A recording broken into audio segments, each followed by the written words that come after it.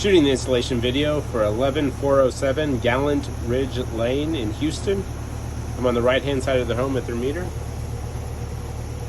The main panel is located in the garage directly behind this. I will include a picture of the 200 amp main panel with the contract. Behind the gate area, we'll have to place the transfer switch to the right of the meter and then route up and over. This gate got taken down during barrel and the homeowner's having to replace it. We'll have to run up and over the gate to connect to the meter.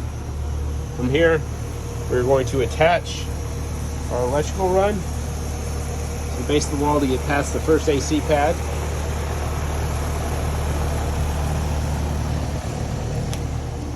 We will manage AC2 with a low volt run.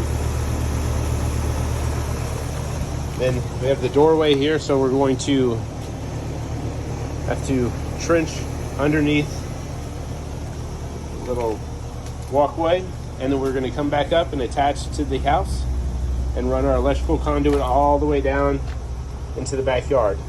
Gas pressure will have to be elevated through center point, and we are going to attach our gas run to the wall as well. Run past the 5-ton AC.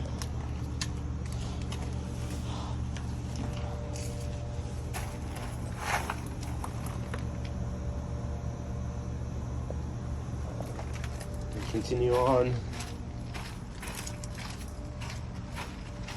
we get to the back corner of the house, and then drop down and trench the remainder of the way to the generator. The flags are marking the placement of the pad.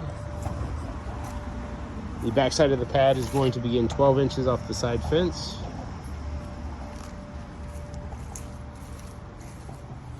And the left side of the pad is going to begin 126 inches off the back fence. This bush will be removed by the homeowner. We'll be installing a 2624 air-cooled Kohler. This will be a managed load transfer. We're managing AC2, and we are going to do a double thick pad pour.